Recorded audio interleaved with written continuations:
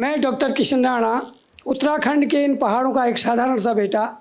मेरा जीवन इन पहाड़ की गोद में बीता और मैं यहीं काम कर रहा हूँ। मैं नैनीताल में पढ़ाई कर रहा था। उसके बाद वर्ष 1998 में रुद्रप्रयाग ज़िले के ऊखीमठ में एक भूस्खलन की घटना घटी।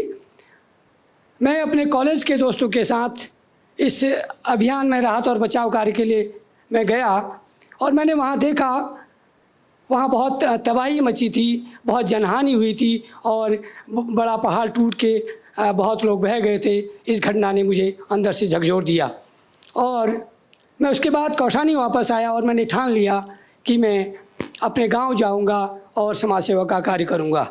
मैं शहर छोड़ करके अपने गांव वापस आ गया और उसके बाद मैं कौशानी के लक्ष्मी आश्रम में गया और वहाँ के समाज सेवकों से जुड़ा और मैंने वहाँ से बहुत कुछ सीखा।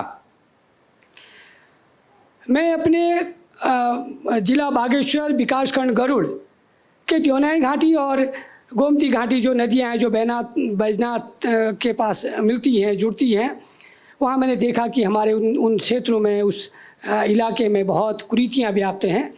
और वो कुरीतियाँ थी जैसे दहेज प्रथा, भेदभाव, जातिवाद, युवाओं में नशे की प्रवृत्ति का होना और हमारे जंगलों का कच्ची लकड़ी का अवैध कटान, उसके साथ साथ हमारी नौले धारे नदियों का सूखना। मैंने अपने दोस्तों के साथ उस इलाके में 2 हफ्ते की पदयात्रा आयोजित की और हमने नुक्कड़ नाटकों के माध्यम से, गांव में बैठकों के माध्यम से और जनगीतों के माध्यम से उस क्षेत्र को जागरूक और प्रेरित करने की कोशिश की। इसी क्रम में मुझे पता था कि हमारे क्षेत्र द्योनाई घाटी में भी कई समस्याएं जो मुँह बाए खड़ी हैं वो व्याप्त हैं और लोग परेशान हैं। मैंने अपने गांव और क्षेत्रीय जनता से बातचीत की कि इन समस्याओं का निराकरण कैसे हो। तो लोगों ने बताया कि हम एक साथ मिल करके इस समस्याओं का निराकरण कर सकते हैं। अंततः ये निश्चय हुआ कि द्योनाई घाटी विकास मंच के बैनर तले हम लोग एक आंदोलन करेंगे क्षेत्रीय समस्याओं के लिए। जो वो समस्याएं थी, स्वास्थ्य, शिक्षा, हमारे यहाँ सड़क नहीं थी, हमारे यहाँ टेलीफोन नहीं था और विशेष समस्या थी हमारे यहाँ महिलाओं के लिए अस्पताल में डॉक्टर नहीं था। हमने 24 दिन का आंदोलन द्योनाई घाटी विकास मंच के बैनर तले किया। अंततः लोग जुड़े और हमारे समस्याओं का निराकरण हुआ और हमारे क्षेत्र में बदलाव आया। मैंने अपने गांव में अपनी आजीविका के लिए खेती को चुना और लोगों ने कहा कि खेती में क्या रखा है, इससे क्या हो जाएगा, लेकिन मैंने इसको अपनी चुनौती समझा और मैंने तय किया कि मैं इसे साबित करके दिखाऊंगा। और मुझे पता था कि सीमित संसाधनों का हमें बेहतर उपयोग करना होगा और मैंने अपने आजीविका के लिए पॉली हाउस फार्मिंग, बेमौसमी सब्जी का उत्पादन, जैविक खेती और बरसात जल संग्रहण के कार्य को किया।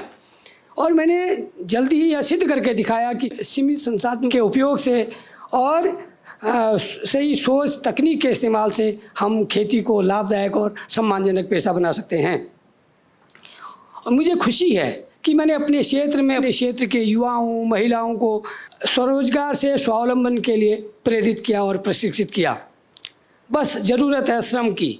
श्रम से हर बीज जिंदगी बन जाती है और पहाड़ में श्रम केवल मेहनत नहीं है, यह एक जीवन जीने की कला है। बस श्रम का सम्मान जरूरी है। इसी सोच के साथ पिछले 10 वर्षों से हम अपने क्षेत्र जिला बागेश्वर के कत्यूर घाटी जो बैजनाथ का इलाका है, हमने श्रम का सम्मान कृषाण महोत्सव की शुरुआत की। कृषाण हमारे उत्तराखंड में बहुत ही गरिमामयी शब्द है और कृषाण हमारे उत्तराखंड में उन महिला या पुरुषों को कहते हैं जो जल, जंगल, ज़मीन, आजीविका संवर्धन के साथ खेती, पशुपालन, अपने परिवार की आजीविका संवर्धन के लिए उन तमाम कामों को निपुणता के साथ करती है, उसे हमारे यहाँ कृषाण कहते हैं। मैं बताना चाहता हूँ कि ये कृषाण महोत्सव और श्रम के सम्मान की ज़रूरत क्यों पड़ी। मुझे लगा कि आज हमारे युवा साथी हमारे गाँव को छोड़ के पलायन कर रहे हैं और हमारे गांव की खेती बंजर हो गई है, गांव खाली हो गए हैं और हमारे हमारे जो जंगल हैं, हमारे वो बेतहाशा कट रहे हैं, हमारे नदियों में पानी नहीं है और हमारी जो लोक परंपराएं, लोकगीत, तमाम चीज़ें विलुप्त हो रही हैं। दूसरी बात ये थी कि हमारी महिलाएं जो दिन रात बहुत श्रम करती हैं, मेहनत करती हैं, उन पर बहुत कार्य बोझ है। तो इसको देखते हुए हमने किसान महोत्सव की शुरुआत की। हम प्रत्येक वर्ष करीब करीब 12-14 ग्राम सभाओं के बीच में, जहां करीब 30-35-40 गांव होते हैं, उनके बीच में हम इस कार्यक्रम को प्रत्येक वर्ष करते हैं। और ये 4 चरणों में कार्यक्रम होता है। पहले चरण में हम अपने गांव में जाके महिला संगठनों के बीच, गांव के बीच जा कर के उनसे हम बातचीत करते हैं कि किसान किसे कहते हैं, श्रम का सम्मान क्या है और ये क्यों हमारे पहाड़ के, हमारे आजीविका के लिए, हमारे संस्कृति के लिए आवश्यक है। दूसरे चरण में हम उनको एक अनूठी प्रयास उनके बीच में करते हैं घास काटने का। ये घास काटने का एक प्रतियोगिता मात्र नहीं है। इसके माध्यम से हम ये जानने की कोशिश करते हैं कि हमारी महिलाओं को, हमारे लोगों को अपने पर्यावरण के बारे में, उन वनस्पतियों के बारे में, उनकी जो तकनीक है, कार्यशैली है, वो कैसी है, वो क्या समझते हैं और अपने पूरे पशुपालन और खेती और तमाम चीज़ों की उनको क्या समझ है और वो बेहतर तकनीक का इस्तेमाल करते हैं। और तीसरे चरण में हम उन्हीं के बीच में जो हमारे विशेषज्ञ लोग होते हैं, जैसे हमारे कृषि वैज्ञानिक हो गए, हमारे पर्यावरण विशेषज्ञ हो गए, हमारे जो उद्यम करने वाले लोग हैं, जो अपने आजीविका से आगे बढ़ रहे हैं और समाज को प्रेरित कर रहे हैं, उनके बीच एक बातचीत का क्रम चलता है। और वो ये जानने की कोशिश करते हैं, बताने की कोशिश करते हैं कि उनको अपने खेती, अपनी पर्यावरण के बारे में, अपने शिक्षा के बारे में, बच्चों और स्वास्थ्य के बारे में, वो और जैविक खेती, पर्यावरण और तमाम चीज़ों को क्या क्या समझते हैं, विशेषज्ञों के साथ बात होती है और उनका जो ज्ञान का आदान प्रदान होता है, ये तीसरे चरण में होता है। और चौथे चरण में हम विशेष यह करते हैं कि जो हमारे लोकगीत हैं, लोक परंपराएं हैं और हमारा जो पारंपरिक ज्ञान है, लोक कलाकारों के माध्यम से, हमारे विद्वानों के माध्यम से, जो उस विधा के मालिक हैं, उनके बीच बातचीत होती है। और हम उन तमाम लोगों, जो हमारे महिला किसान हैं, जो हमारे जो श्रम का जिनको ज्ञान है, उनको मंच देने का कार्यक्रम करते हैं और उनको सबको मंच मिलता है और उसके माध्यम से ज्ञान का आदान प्रदान होता है। हमारा टोटल में इसका कुल मतलब ये है कि हमारे महिलाओं को, हमारे लोगों को, जो श्रम करने वाले लोग हैं, उनको मंच मिले, उनको मौका मिले अपनी बात कहने का, उनको मौका मिले अपने घर से बाहर निकलने का, उनको मौका मिले अपनी चीज़ों को समझने का, अपने नौले, धारे, जल संरक्षण, अपनी खेती, जैविक खेती और अपने बच्चों की शिक्षा, अपना स्वास्थ्य, उनको ये सब विशेषज्ञों के माध्यम से मिले और उनको भी पता चले, विशेषज्ञों की, इनको कितना ज्ञान है और हमारे लोग, हमारी परंपराएं क्या हैं। उसके बाद हम आखिर में हम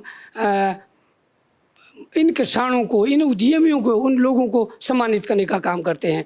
सम्मानित करने का काम इसलिए करते हैं क्योंकि हमारे जो आने वाली पीढ़ी है, जो आने वाले लोग हैं, हमारी जो नौनिहाल पीढ़ी है, वो समझे कि हमारे माँ बाप, हमारे बुजुर्ग, हमारे जो पूर्वज हैं, जो काम कर रहे हैं, खेती का, पर्यावरण का, पशुधन का, आजीविका का, ये एक गौरव का काम है, ये 2वीं दर्जे का काम नहीं है। और उनको प्रेरणा मिले, वो अपने खेती से, मिट्टी से जुड़ें और अपने काम को बखूबी करें, ये हमारा उद्देश्य है। और मैं इस किसान महोत्सव के माध्यम से एक संदेश देना चाहता हूँ कि हमारे लोग बहुत पढ़े लिखे, बहुत विद्वान, बहुत प्रतिभावान लोग हैं, लेकिन देश दुनिया में जहाँ भी जाएं, वो ज़रूर जाएं और अपना नाम, अपने देश का नाम रोशन करें। लेकिन ये ख्याल रहे कि अपनी मिट्टी, अपना पानी, अपना लोक जीवन, अपने लोकगीत, अपने गांव, अपने मिट्टी को, अपने जड़ों को कदापि न भूलें, ये मैं कहना चाहता हूँ।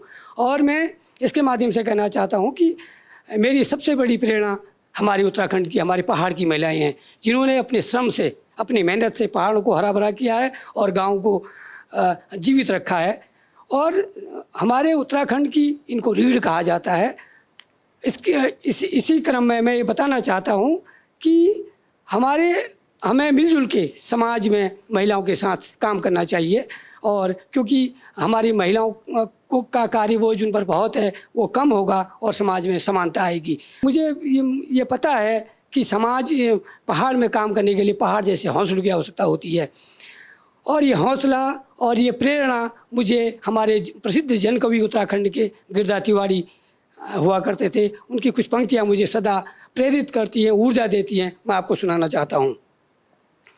ततुक ने लगाऊ देख घुनन मुनई न टेक, ततुक ने लगाऊ देख घुनन मुनई न टेक, जेता एक दिन तो आलो वो दिन यदुनी में, ओ जेता एक दिन तो आलो वो दिन यदुनी में। अरे तुमने ले सका अरे हम नहीं ले सको, अरे तुमने ले सका अरे हम नहीं ले सको, मगर कोई न कोई तो ल्या लो वो दिन यदुनी में, मगर नानती ने तो ल्या ला वो दिन यदुनी में। मेरा इस पंक्तियों को कहने का भाव ये है कि समाज में ज़रूर बदलाव आएगा, ज़रूर समानता आएगी और ज़रूर हमारे पहाड़ समृद्ध होंगे, हरे भरे होंगे और आत्मनिर्भर होंगे जब हम महिलाओं के बोझ को कम करेंगे, मिल के काम करेंगे और हम बराबरी से हम रहेंगे और तभी समाज में समानता आएगी और हम सब समृद्ध होंगे। और इसका भाव है और हम निराश नहीं होएं और ज़रूर एक समय के बाद अंधेरे के बाद प्रकाश उजाला आता है, ये कहने का भाव है। मैं अंत में ये कहना चाहता हूँ, हम जो श्रम करते हैं उसको हम एक आंदोलन बनाएं और अपनी मिट्टी, अपने पानी और अपने समाज का मान बढ़ाएं। बहुत बहुत धन्यवाद।